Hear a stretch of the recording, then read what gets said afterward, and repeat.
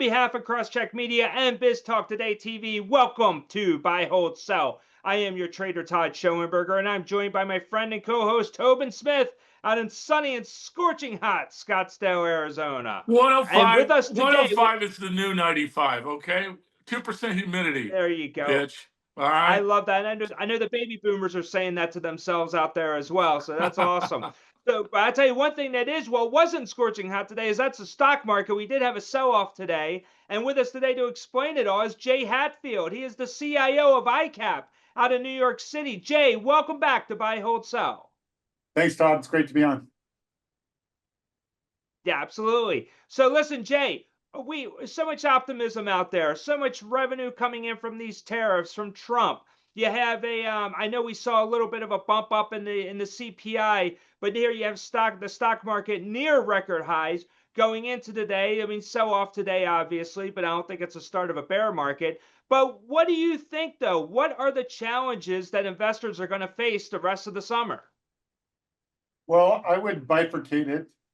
So we have a 6,600 target on the S&P, and we, unlike the rest of the street or the sell side part of the street, we didn't do what we call momentum analysis. So we had a 6,600 target when the market was at 5,000, when it's at 6,000, and now that it's at 6,300, and that's 22 times next year's earnings. So you could say I have multiples too high, but everybody forgets that we had a 35% decrease in the corporate tax rate. So we went from 35 to 21. That's a roughly 30, call it 33. Yeah. And that it's just like just like any asset, if you have a house and it had like a $300,000 tax, real estate tax on it, and it went to 150, 140, it'd be worth a lot more. Even more so for corporations because it's on their earnings. They retain more earnings to get higher returns. So investors have to take that into consideration. Everything changed in 2017. Yeah. Nothing's likely to change on the tax rate for 3 years. To get to 22, I think rates have to be closer to 4 than 450. So that's a criticism of our target, but we think they will get to 4. So, but the flip side, to get to your question, is that since we don't change our targets, they're actually useful, okay? So you're not supposed to just raise them, but like last year, our target was 6,000. Well, if you use that as your target, you would have traded the market absolutely perfectly because it went to 6,200, 6,150, and then traded off and came in slightly below 6,000. So now we're pretty close to our targets. We're pretty fully valued. July is a great seasonal month, the best actually. Yes, it is. So that's great. But I think we all painfully remember August and September to be pretty terrible, particularly when you rallied, 1,200 S&P points off the lows, which is like well over. Yeah, historic. Yeah, historic. It's like the 4th fastest rally back. So we are pretty constructive through the end of July. And then I would take some, if you're a long-term investor, even Yeah. the profits and try to deploy I don't think you'll be deploying it at 5,000, but maybe 6,000. So about a 5% pullback would be expected. And what you'll see there is so there's been a lot of confusing, potentially negative tariff announcements. Hasn't really affected the market. But when there's no earnings, then everybody tends to panic about these things. So those could be negative catalysts versus neutral. So we're long-term bullish this month, but we're getting painfully close to the worst part of the year, which is it sometimes happens in early August, sometimes mid-August, but I'm not even sure there's ever not been a sell-off Yeah, well, that your managers, the Hamptons are there, they're traveling, But Todd, I don't know what you're talking about, the market being down. I'm looking at our 32 positions. Every one of them is in the Yeah. green. And some of them are up, like CoreWeave, like Light Lumentum, LITE, Ethereum, NVIDIA. NVIDIA. But well, that's what's sort of bullish. Okay, so there was a pullback. Financials are weak, energy was weak, and tech is strong. So that's a sign of a bull market. Yeah. When you have a sell-off, some things are selling off, but other things are rallying.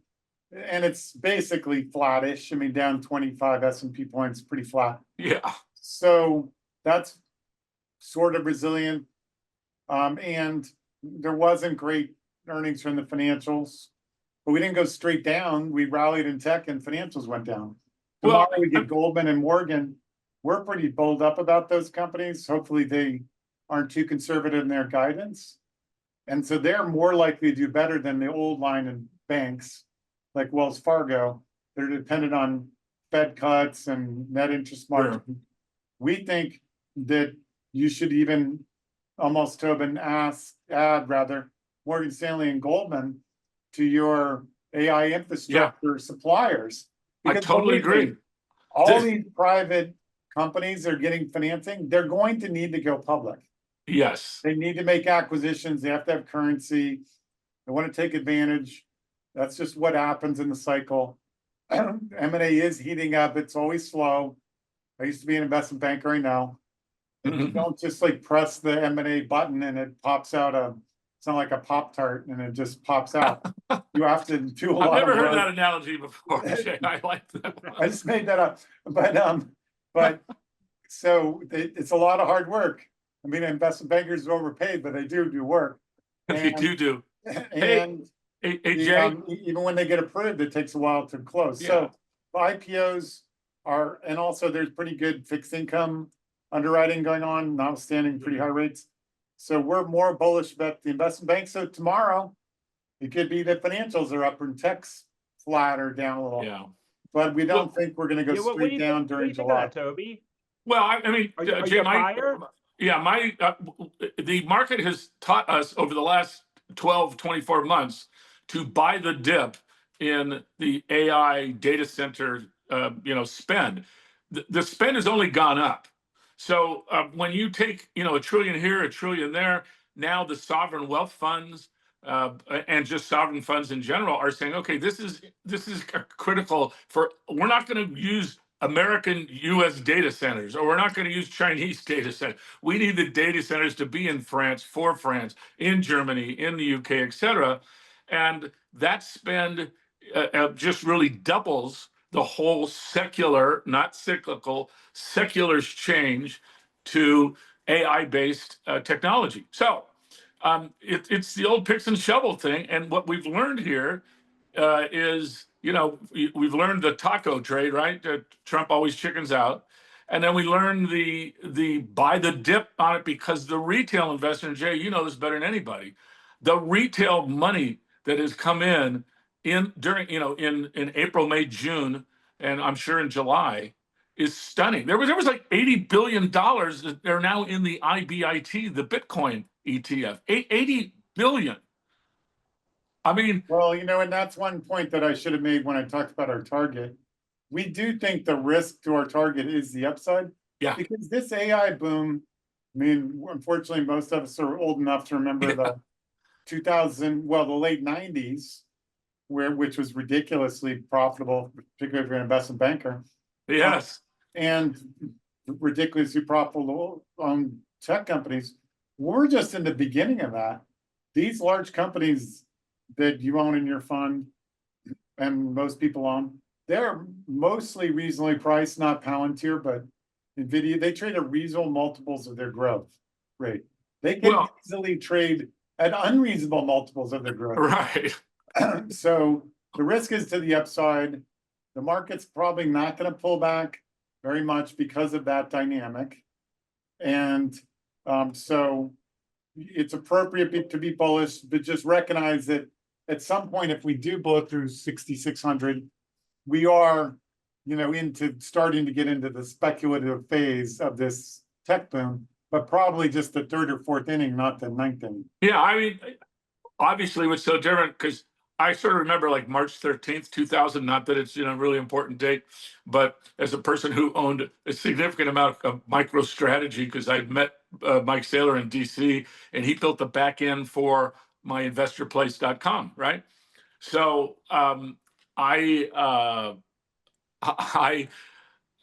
we purchased, we had MicroStrategy come in. So I had recommended the stock. That's actually how ChangeWave started. That was our first stock. So when I'm skiing in Courchevel and I turn on my laptop, remember the sound, right, from your AOL account? And it shows that MicroStrategy was $354 when I woke up that morning. And it was like 180 when I turned the computer on. But they had no earnings, Jay. They had very little cash. What you're talking about is not only the secular growth, but the fact that people who are leading it are sitting on trillions and trillions of cash money dollars. And so that, to me, just the analogy only goes so far here. I think we're in a different world in terms of the ability to finance data centers, the strategic reason to do it. And they all need fiber optics. They all need, my favorite Credo CRDO. I was in a data center, and one of the guys building it said, "Do you understand that Credo it requires us to have 4 miles of Credo's fiber optic stuff to be able to, get these 25 or 50 megawatt data centers up?" So I'm buy the dip in tech when it gets oversold, overbought, and sell call options when it gthis above the 75 RSI, and then sell put options. And but this is not going. This spending is the big question, and I've always asked people on the show, so I'm asking you. When do you think the ROI is going to come from all these $1 trillion in data centers? Well, I think it's already coming, and Facebook is using it not only for optimizing ads, but also for engagement. Google has transformed into an AI platform. Yeah. So there's tremendous revenue from that. There is productivity gains occurring, particularly in basic programming operations. So I think that it is there, and that their thesis is not going to bear out. And even if it's a little bit true in the short run, I mean, nobody was saying that in 1997, like, oh, well, yeah, and where's the return on invested capital? They were like, first to market creates the $1 trillion company. There was 4 or 5 created during that. Yeah. Every time I think of that time, Jay, I think of JDS Uniphase. It was the all-star. I remember being at a money show, and this is like January of 2000, and I'm asking, how many people, raise your hands, how many people own JDS Uniphase, Dell, Cisco, Ciena, all the sort of the winners there, and they all owned all of them. And I said, well, you understand that at some point in time, they're going to actually have to do profit. So have you at least taken your original capital out and maybe another 100% just to be a prudent investor? And they all looked at me like I had 5 heads. Yeah. Why would I do that? Of course they did. I mean, Barbara Streisand's given stock tips on the Johnny Carson show. So so I would say a mania without cash versus a mania with trillions and trillions of cash, to your point, has a lot of legs, and that's why we're buying dips. And we are trimming when something like SMCI goes up a stupid, ridiculous amount. And I was told, by the way, Jay, that Mr. Jensen, in his meeting with Mr. Trump last week, shared with him that he'd be very happy to part with $1 billion or so of his dollars to support, the Trump library, the Trump, I don't know, bridge, the Trump music, I don't know what the hell. And then shockingly, yesterday and today, he comes out and says, you know what? We're going to pull back those tariffs. And who's the biggest winner for that? NVIDIA. Yeah. It's first I'm hearing of that story, but it could be true. Who knows? I mean, I I'm got sure better you have some. connections than you do, pal, in the side I of know you have Washington. insiders. I know, Toby, you have a lot of DC insiders inside that Beltway. That's for sure. So listen, guys, let's leave it on that block because coming up next, we're going to ask Jay about earnings season. S&P 500 forecast right now is actually very low. We want to know what his number is, though. We might even talk a little bit about Bitcoin. We know there's a procedural vote taking place in Yeah. Washington, and we'll get into that a And little then we bit. got So to with ask us today, Jay. We have to ask Jay about the Fed because that's his favorite subject. absolutely got He to loves talk about those the Fed. people. Got to talk about Powell. Will Powell be gone or not? Jay will know the answer, and he's going to tell you right after the break. So with us today is Jay Hatfield. He is the CIO at ICAP in New York City, and also Tobin Smith is with me. And we are live today on YouTube. So we appreciate all of you watching and joining in our live debate session. So we'll be right back after the break. Please stay with us. Buy, hold, sell, brought to you by CrossCheck Management.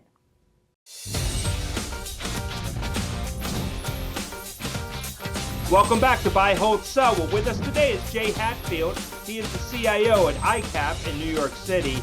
And Jay, I got to go with what Toby teased at the end of the last block, and that's about the Fed and Jay Powell.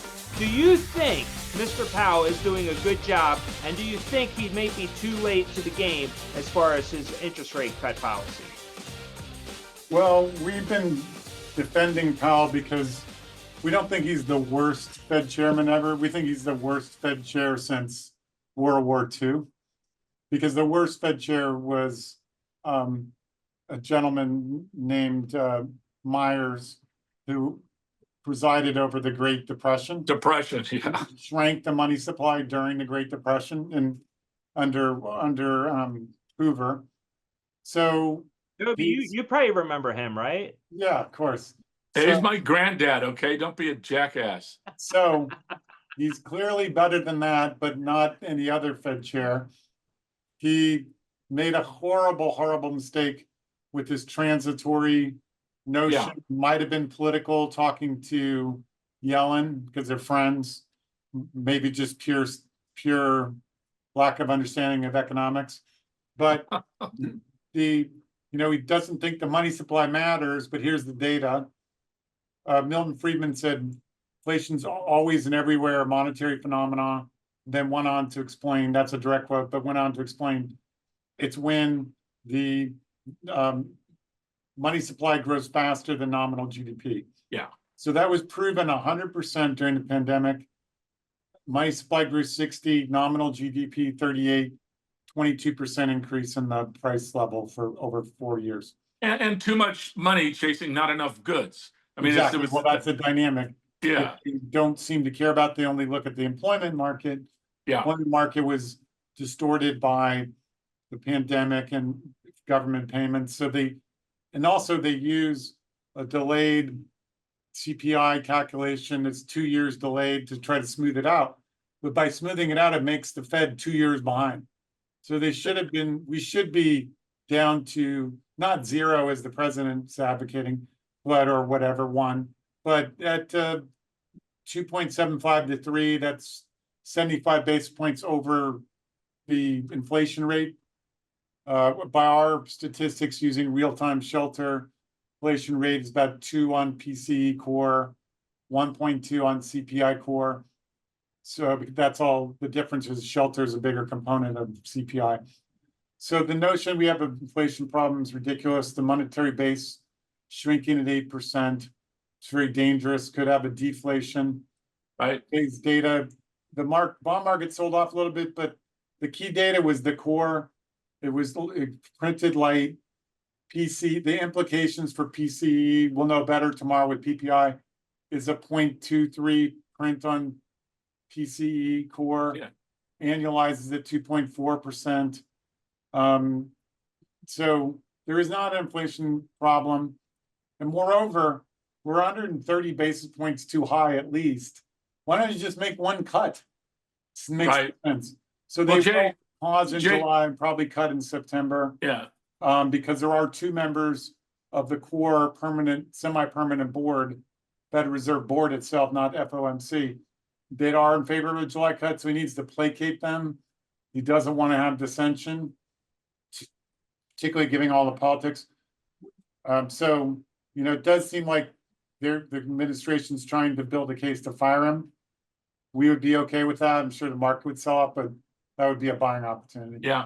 Well, Jay, you've been so deadly accurate on the Fed for so long. You are the whisperer as far as I'm concerned. But there's a couple dynamics here still that are very interesting. Number one, we do have this. How many trillion do you think the deficit's going to be in the next 24 Only months? 1.4 trillion. That's our new estimate. Okay, 1.4.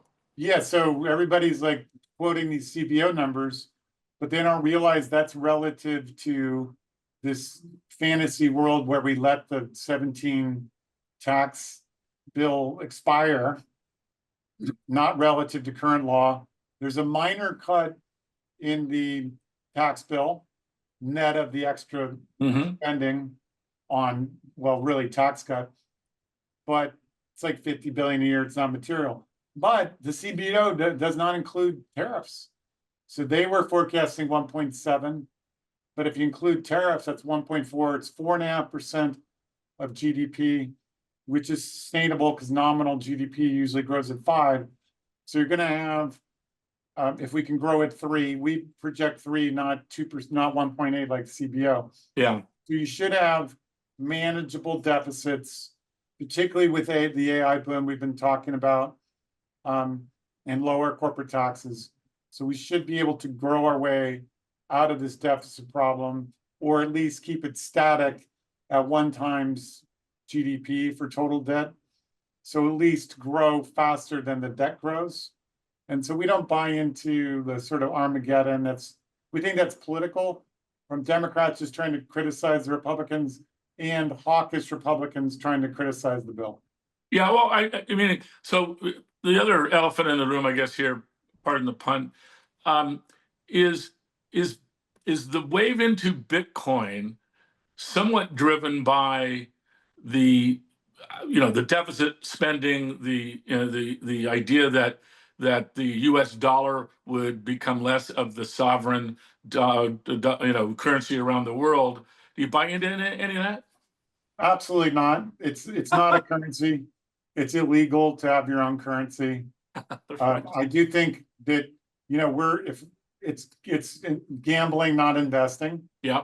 Because there's no cash flow, but it's gambling with the card count in your favor if you play blackjack, because the president of the United States and his entire administration is promoting crypto tokens. They're really tokens and not currency. Yeah. So why don't you get behind the bandwagon until the Ponzi scheme crashes? Yeah, I will say that Crypto week. It's crypto week in Washington. Yeah, well, it is crypto week this week. So we own Ethereum because that's the backbone for all these other cryptocurrencies, and we actually we lend our Ethereum out and get paid like 14% yield, which is not too bad. But the idea that the other one that goes is stablecoins. Do you have any? I assume, Jay, you're the same feeling on stablecoins as you are on. Well, they're not illegal because they're regulating them. Yeah. You basically have currencies sort of turn them in effect into checking accounts. So it doesn't create more currency. It's just a checking account. And I don't really see, like, for trading crypto tokens. Yeah. Then having a stable coin is way better than trying to do it with other trade. Just have other tokens be the intermediary. Right. Well, if for normal transactions, it seems like way harder. So I don't know why they would. Well, again, if this passes, then, for instance, your Walmart, right? And what do you pay in fees to Amex and Visa and MasterCard? If you had your own stable coin, and you cut out the 75 basis points on, $5 trillion of sales, that's real money. Maybe that's the use case. Yeah, I mean, there's a lot of actual cost to processing transactions too, so it's not going to be free. No question. But I just thought it was just interesting. I'm totally with you. Sort of, let's just go with the sentiment, and the world is revolving around sort of Donald Trump's big ideas, small ideas, etc. And then the other one, I guess, with JJ is if if interest rates were to come down your 130 basis points, then that would have some bearing as these notes roll over, and our debt service would go down. Is that not positive? Yes, we didn't model that in, but it would be. So we think it's all going to be positive. The Fed's going to cut at least 2 times this year. It's good for our fixed income funds. Yeah. They're about 20% sensitive to interest rates. So fixed income, equity, we think that not just the internet companies, but the rest of the market will participate when we get those rate cuts. Jay, not to interrupt you, but what basis is there? What's the reason for a rate cut? Because their money supply is shrinking at 8% per year. Okay. We're in danger. The housing market's slowing pretty significantly, particularly when we have long-term rates near 650, because then the 30-year goes over 7. Yeah. We've had 12 out of 13 recessions, post-World War II recessions, were caused by a housing decline, which then leads to a lot of layoffs. The only reason we haven't had one so far is that we never got into the boom to bust. Yeah, that's a good We had point. 4.5 million homes being built before the great financial crisis. We never really got much above, 1.7 million maybe. Now we're at 1.4, but if the Fed doesn't cut, then that's going to go to 1,800,000. Maybe we're okay because of tech boom offsetting it, but it's a little bit like the opposite of 2001, where we had a mild recession. Tech actually absolutely got smashed. Housing was pretty stable. Now we might have a mild recession if the Fed doesn't cut, where housing, goes sub 1.1 million, and tech offsets it, but we still have like 0 growth or negative 0.5, which is not significant. Hey, just explain, Jay, if you would, the money supply going down. Tell the audience about that little. Yeah, so this issue. is the master class. If you understand this, you'll be in the top 0.0001% of Fed watchers. But that's you. Yeah, so to keep rates artificially high at 4.33, because they're obviously high, right? Because the 10-year is right around them. Yeah, Could be 75 basis points below that at least. Well, actually 100 below that. And so therefore, what they have to do is suck $500 billion a year out of the reserves that banks hold, because Fed funds is just the reserves right, that banks are lending to each other. Now, conversely, just to tell you why you should look at the monetary base is the best way to do it, is that guess what? How fast that was growing when rates are at 0. It was growing at 70% over like a year and a half. right. And that's what produced that 22% inflation. It went up to 70, and then they did reduce the money supply by about 10. So you got to that 60, 38, 22. Now we're at -8. Well, so that means we're gonna have deflation eventually, and oil prices are down. Maybe you get a one-time tick up in tariffs related inflation. But that's one time. The Fed is just incompetent. So they don't know. They think that there'll be some psychological effect. They call it the expectations theory. Totally ridiculous. So they're misanalyzing this and putting us at risk of a recession. But there are 2 Republicans who are less Trump haters, less negative about tariffs. They're calling for a July cut. So there should be some sort of compromise and a cut in September and probably one in December.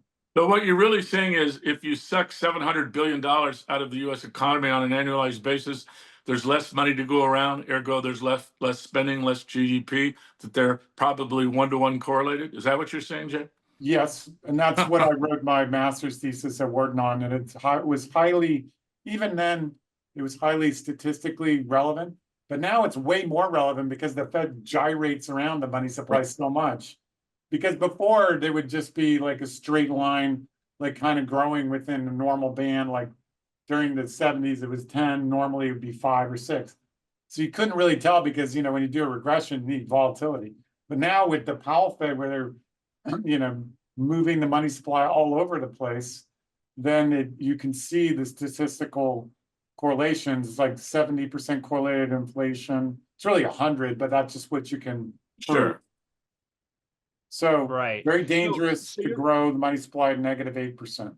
Wow. Okay. Well, you heard it So here you're- first, ladies and gentlemen.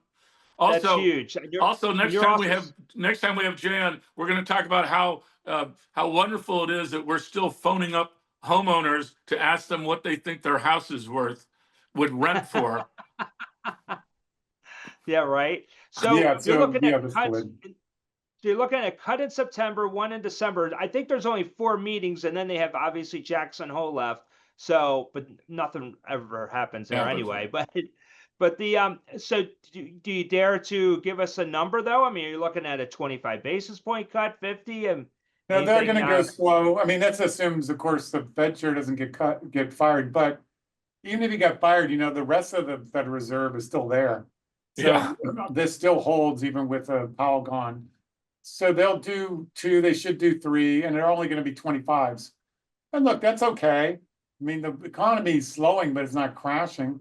So that's why it's stupid for them not to have done it earlier in the year, because you just do 25, you're nowhere near neutral. So what's the problem? Okay, we're at, you know, well, if you just shelter, we're at 2 already, but let's. You're talking about inflation rate. We're at 2% inflation. Yeah, we're at say 2.7, 2.8. It's without correcting for anything. There's a lot of nonsense in there. Yeah. But so like, okay, cut it 25 and then wait, like they're treating this like they have this, they are such precision pilots, they can land a 747 on a aircraft carrier. You can't do that. Right. You gotta be like, well, yeah, inflation's not 2, but it's also not 10. Yeah. It should be 2 to 3, not 2. The target should not be 2. So in any case, it's imperative that they cut rates. It's not going to be, it's still deflationary because we're still shrinking the money supply. We're not going to grow the money supply normally until we get much closer to 3. So they're going to keep leaning against the money supply, puts downward pressure on prices. And, you know, we don't want a deflation because then that can breed people's, you know, once prices start dropping, can create unintended consequences. So, and most importantly, even if it doesn't, because that's a little bit of like the flip side of the expectation theory of inflation. But the only way they're really going to drop is if we have an inflation, have actual recession, and it's entirely possible. I just looked up the data while we're talking. So housing starts have been muted since 2011. They've only averaged 1.2 million. Now, of course, they're really low for 4 or 5 years, or 7 or 8 years after the financial crisis. They crashed during the pandemic. They did get as high as 1.8 million in 22 before the Fed slammed on the brakes, and then they've been banging around 1.4. But the last print was 1.25, and our rule is below 1.1, you have a recession.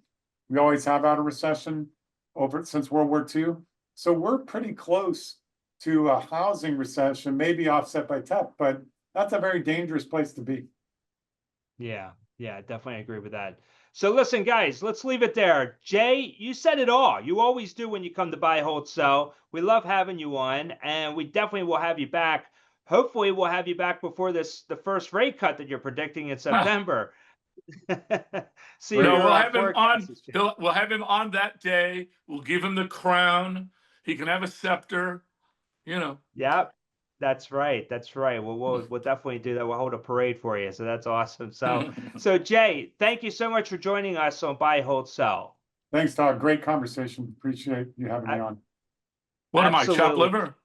Well, on behalf of Jay Hatfield and Tobin Smith from TransformativeResearch.com, and I am Todd Schoenberger, we'd like to thank everyone for joining us on Buy, Hold, Sell. This Friday on WealthWise, John Bollinger is going to be sitting down with Jeffrey Hirsch. Definitely want to watch that one. Bollinger's still alive? Yeah, you remember from the old FN days. Oh yeah, I remember him from FN. Yeah, Bill Griffith, he would sit there and do his Bollinger Bands. And yeah, Bollinger pretty Bands. wild stuff. So it should be great. Definitely, if you're a Wall Street historian, you will definitely want to tune in for that one. But we want to thank everyone for joining us today, and we'll catch you next time. Take care.